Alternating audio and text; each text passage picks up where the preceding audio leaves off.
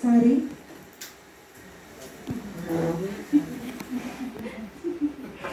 Assalamualaikum warahmatullahi wabarakatuh.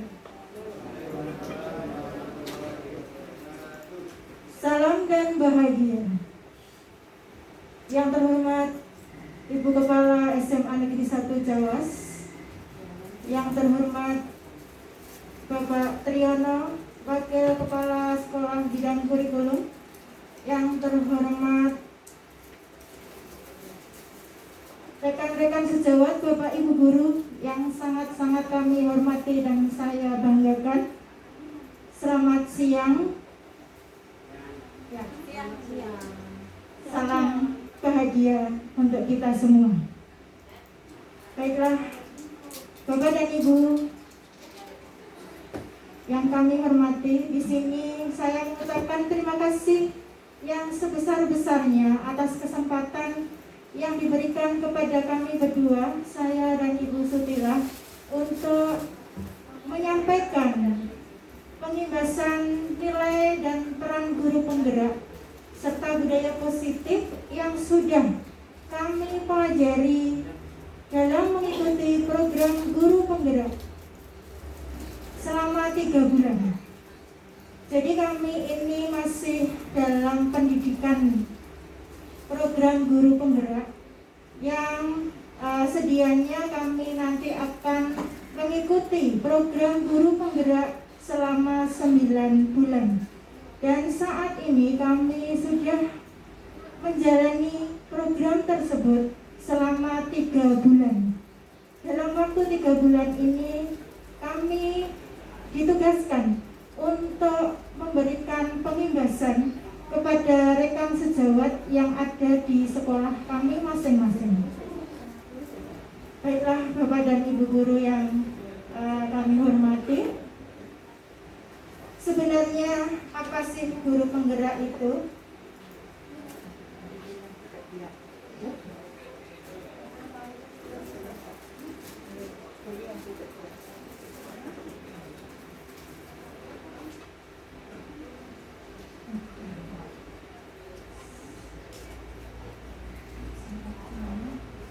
Di sini saya akan menampilkan sedikit tentang guru penggerak.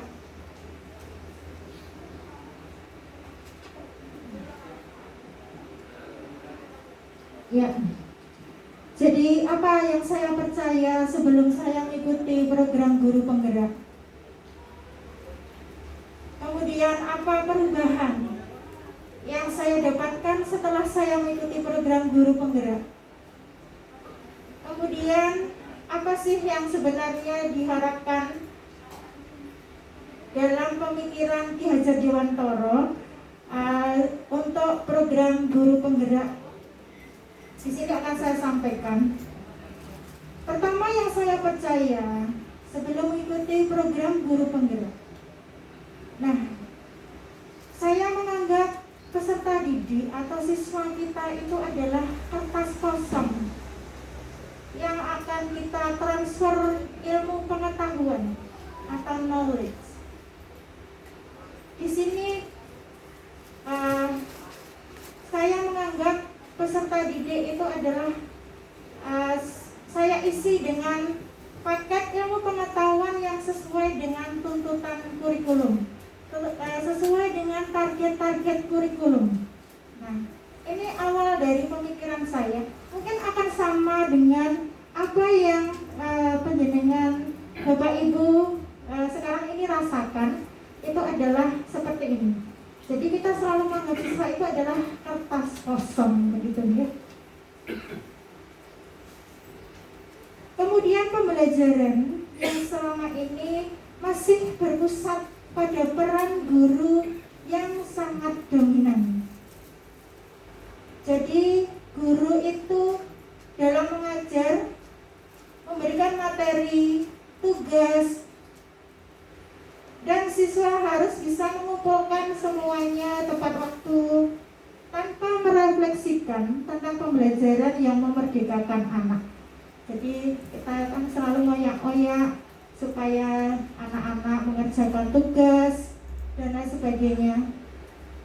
Nah, itu adalah konsep awal sebelum saya memasuki program guru penggerak.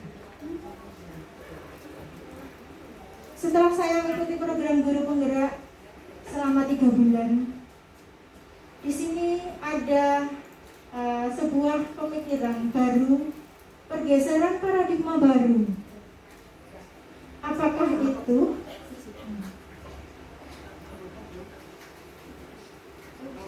Jadi selama ini saya memandang anak itu sebagai objek.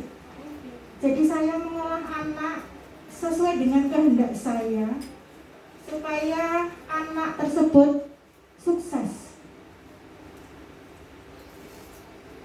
Dan padahal seharusnya setelah kami mengikuti program guru penggerak, anak itu sebenarnya adalah subjek, bukan objek.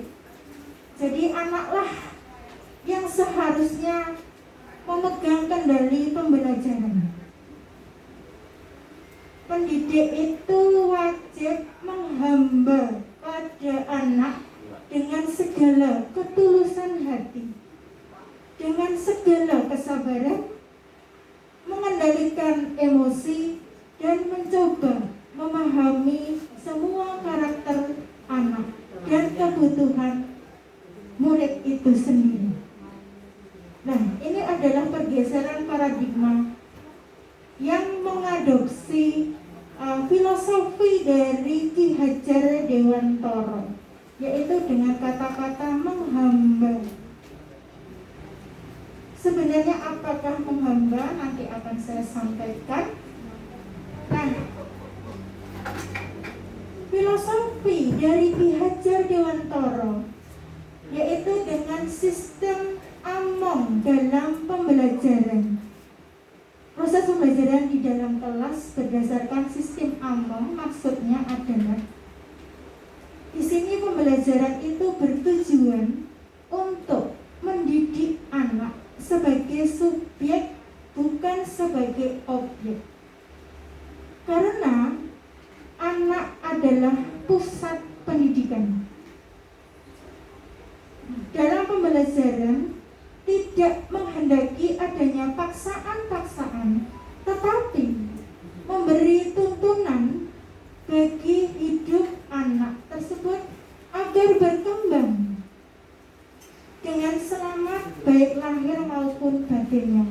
Jadi di sini intinya kita menghantarkan peserta didik untuk mencapai kebahagiaan yang setinggi-tingginya sesuai dengan kodratnya.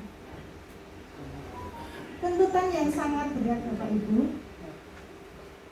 Maka di sini peran guru adalah menuntun, mengasuh, membimbing anak sesuai kodratnya agar jiwanya merdeka lahir dan batin.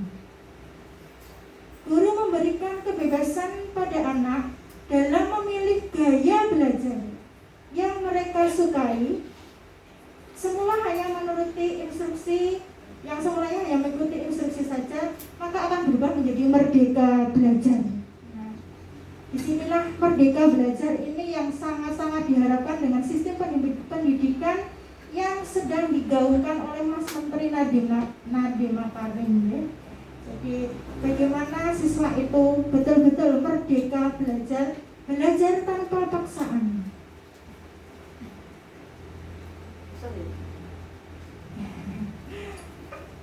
Kemudian hal yang ketiga di sini saya mencoba untuk menyarikan filosofi dari Ki Hajar Dewantara, yaitu apa yang bisa saya terapkan baik di dalam kelas saya dalam mencerminkan pemikiran Ki Hajar Dewantara tersebut. Nah, di sini satu yang saya lakukan itu yang pertama adalah selalu berusaha untuk menjadi teladan, memberi semangat serta memberi dorongan dalam setiap kegiatan pembelajaran. Jadi di setiap pembelajaran di kelas, marilah kita selalu memberikan motivasi kepada siswa-siswa kita. kita tidak sekedar langsung masuk kemudian memberikan materi, tetapi marilah kita memberikan motivasi dulu agar siswa tersebut terdorong untuk semangat belajar. Yang kedua adalah meningkatkan karakter anak dengan pembiasaan yang secara kontinu, seperti mengawali aktivitas pembelajaran dengan berdoa. Kadang kita lupa, ya, sebelum pembelajaran kita harusnya berdoa terlebih dahulu. Kemudian menjaga kedisiplinan belajar dan pengiriman tugas, menjaga sopan santun dalam berkomunikasi dengan guru, sesama siswa dan orang lain, baik di dunia nyata maupun di dunia maya. Nah, ini yang di dunia maya ini yang sering sekali terjadi miscommunication, ya, terjadi miskomunikasi. Mungkin siswa sebetulnya tidak bermaksud menyinggung, tetapi kadang-kadang kita sebagai guru tersinggung dengan tulisan anak, ya, karena bahasa tulis itu kadang-kadang membuat miscommunication begitu. Kemudian kita memberikan pembelajaran yang menyenangkan dengan penerapan konteks sosial budaya lokal dan mengembangkan keterampilan serta kreativitas siswa dengan memahami peserta didik sebagai individu yang unik dan khas sesuai kodratnya. Guru harus mengembangkan kompetensinya agar bisa beradaptasi dengan perubahan. Nah, ini Bapak Ibu, kita itu harus selalu open minded. Kita harus selalu bisa menerima setiap perubahan yang terjadi di saat ini maupun di masa yang akan datang. Mau tidak mau, kita itu harus mengikuti perkembangan zaman. Mau tidak mau, kita harus mengikuti sistem pendidikan yang selalu berubah. Mari kita sama-sama membuka diri, keluar dari zona nyaman. Jadi kita selalu welcome terhadap hal-hal baru yang positif tentu saja. Apalagi ini terkait dengan sistem pendidikan nasional, maka kita harus membuka wawasan, membuka pikiran kita, kemudian mau menerima hal-hal yang baru. Ya, itu sekilas tentang guru penggerak yang saya ikuti. Saya mencoba implementasikan seperti itu. Nah, untuk lebih jelasnya,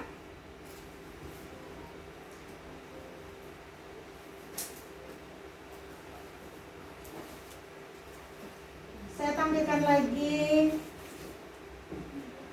PPT saya yang lebih mendalam tentang nilai dan peran guru penggerak itu sendiri.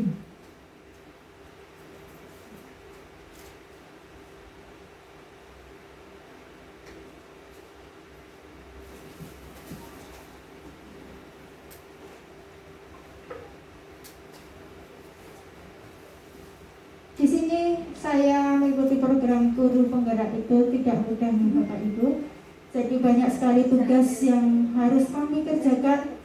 Kami harus menyelesaikan 10 modul dalam waktu 9 bulan. Dan setiap hari kami harus mengisi LMS, lembar kerja secara online, yang berisi banyak hal di situ. Dan pemikiran kami betul-betul tercurah dengan program guru penggerak ini. Karena ini adalah program nasional, tidak hanya di Kabupaten Klaten, tetapi ini adalah nasional. Dan langsung dikomandani oleh beliau Mas Menteri Nadiem Makarim. Di sini peran guru penggerak yang pertama itu adalah harus mampu tergerak, bergerak dan menggerakkan. Nah, jadi di sini konsep atau inti dari program guru penggerak itu harus seperti itu. harus mampu tergerak, yaitu secara sadar dan tanpa paksaan bisa menjadi agen perubahan dari pembelajaran itu. Kemudian setelah tergerak harus bisa bergerak. Bergerak yaitu mampu melakukan aksi untuk mewujudkan perubahan pembelajaran. Dan juga akhirnya harus bisa menggerakkan, mampu merangkul dan mengajak warga sekitarnya, teman-teman sejawatnya untuk mewujudkan perubahan pembelajaran dalam pendidikan guru penggerak ini. Nah, jadi tergerak, bergerak, dan menggerakkan. Kira-kira Bapak Ibu mau saya gerakkan? Sendiri. Atau mau bergerak sendiri? Bergerak sendiri. Iya, jadi mari kita bergerak bersama-sama, karena bersama kita bisa. Iya.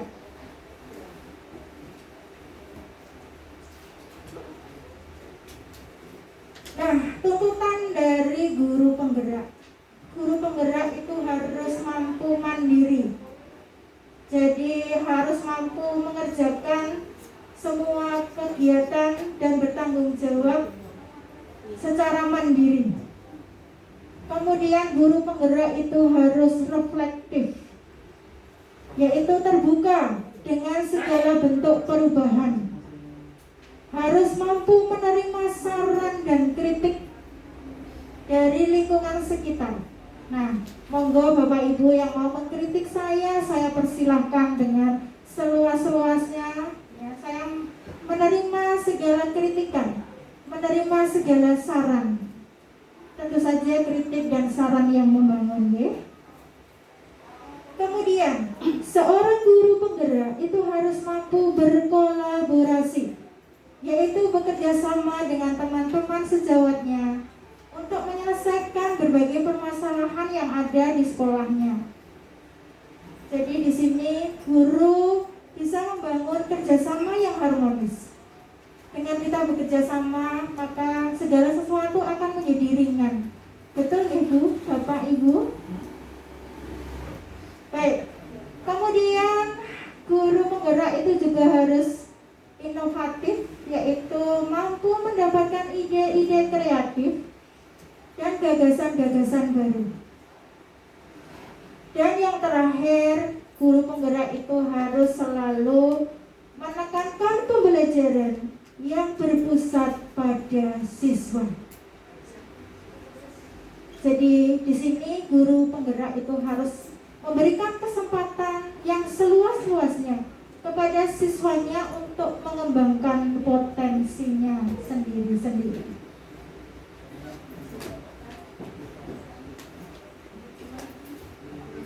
Guru penggerak diharapkan nanti akan menjadi seorang pemimpin pembelajaran, menjadi coach bagi rekan guru, ya. Jadi nanti bisa saling kolaborasi tadi, coaching, kemudian menggerakkan komunitas praktis. Di sini nanti saya juga akan merintis komunitas praktis, kemudian juga mendorong kolaborasi antar guru, dan yang terakhir mewujudkan kepemimpinan murid. Nah, semua ini adalah sebenarnya merupakan filosofi dari Bapak Pendidikan kita, yaitu Ki Hajar Dewantoro. Jadi, pemikiran Ki Hajar Dewantoro itu menganggap pendidikan sebagai sawah atau ladang, menganggap murid itu adalah tanaman padi, ya, yang jika ditanam akan subur, maka kita harus bisa memberikan pupuk dan siraman supaya tanaman itu bisa tumbuh subur dan nanti berbuah manis.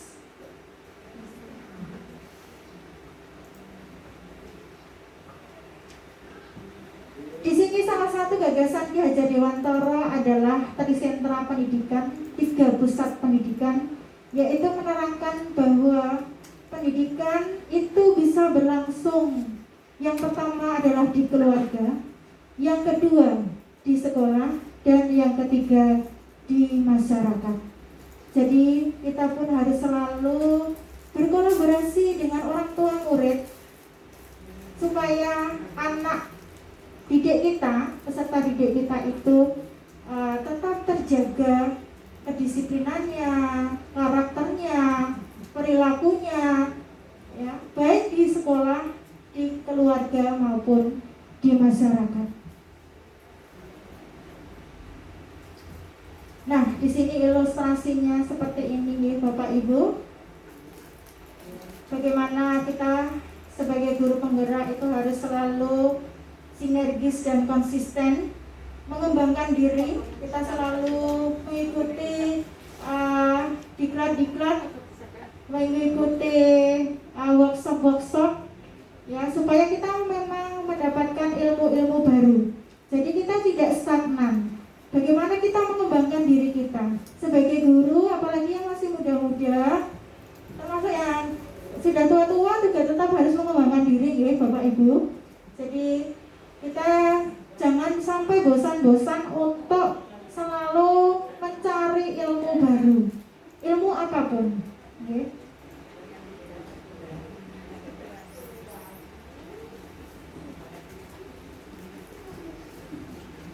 Nah, di sini yang penting adalah kita berkolaborasi dengan semua pihak, kepala sekolah, teman sejawat, dan keluarga, dan terutama adalah juga dengan murid-murid. Jadi mari kita bersinergi, mari kita berkolaborasi supaya yang menjadi visi dan misi di sekolah kita itu bisa terwujud. Tadi disampaikan oleh Bapak Triyono SPD, kita mempunyai slogan brilian. Nah, mari slogan brilian itu tidak hanya sekedar slogan, tapi bagaimana kita wujudkan dalam karakter siswa SMA Negeri 1 Camas. Satu lagi aksi nyata yang saya berikan, yang kemarin coba saya lakukan,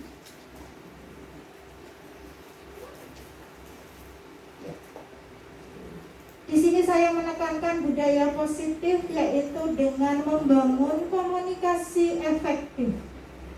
Jadi saya berharap dengan komunikasi efektif dengan siswa di dalam kelas, nanti siswa itu akan mudah untuk diarahkan, mudah untuk diajak diskusi, diajak kerjasama, kemudian mudah untuk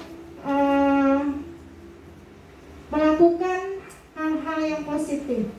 Jadi di sini bagaimana kita itu membangun rasa percaya diri kepada siswa kita untuk mengemukakan ide-ide yang mereka punyai. Di sini saya berusaha untuk selalu mengajak siswa kita itu untuk tidak takut, ya, tidak takut untuk berpendapat. Nah, ini saya mencoba untuk membuat video tentang restitusi, bagaimana kita menangani permasalahan yang muncul di kelas. Nah, misalnya di sini ada seorang siswa yang memecahkan vas bunga dengan secara tidak sengaja. Nah, kemudian dimarahi oleh teman-temannya.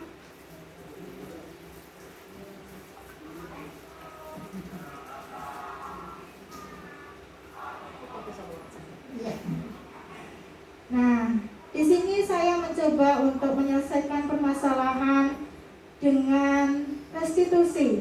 Restitusi itu adalah dengan meninjau kembali kesalahan, kemudian membuat kesepakatan kelas.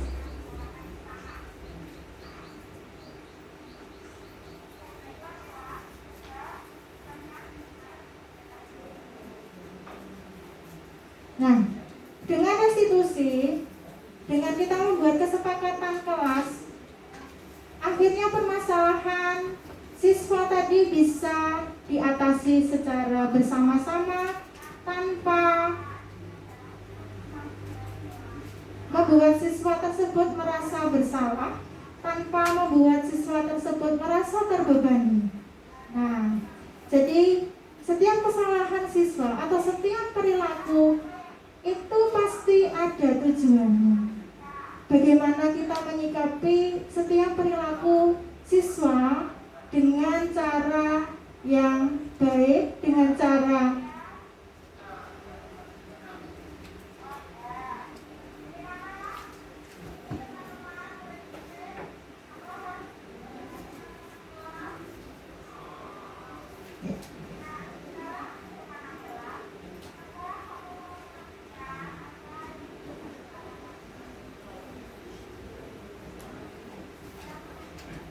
Nah, jadi monggo ketika siswa kita melakukan kesalahan itu kita renungkan dulu sebelum kita bertindak. Karena guru itu posisinya ada 5.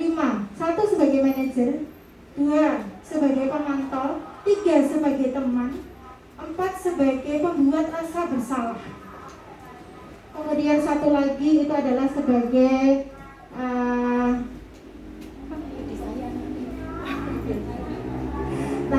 jadi di situ bagaimana guru itu kalau bisa memposisikan diri sebagai teman bagi siswa dan peserta didik.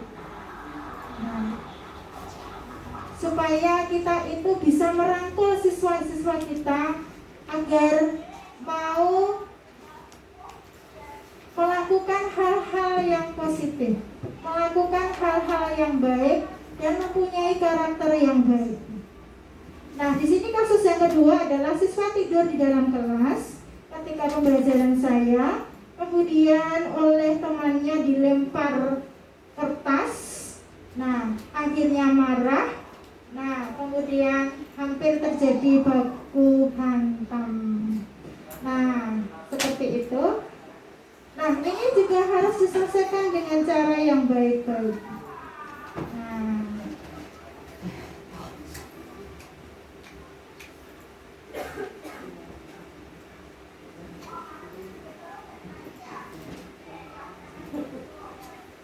Nah, intinya memang di sini kita membangun komunikasi efektif, bagaimana kita bisa menyelesaikan segala permasalahan yang dihadapi oleh siswa-siswa kita.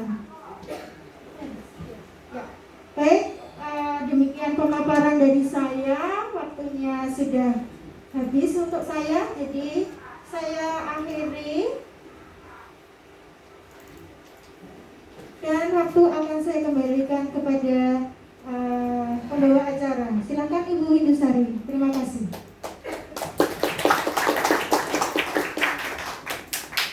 Terima kasih kepada Ibu Nani Yuliani MPDM HUM yang sudah memaparkan materi mengenai diseminasi pengimbasan nilai dan peran guru penggerak serta budaya positif. Nah, pada pemaparan materi yang pertama ini tadi, apakah Bapak Ibu sudah mendapat gambaran tentang budaya positif di lingkungan sekolah? Coba saya bertanya kepada Pak Robert, bagaimana Pak Robert? Ya, bagaimana Pak Robert sudah mendapat gambaran budaya positif di lingkungan sekolah Pak Robert? Sedikit. Oh ya, sedikit. Iya.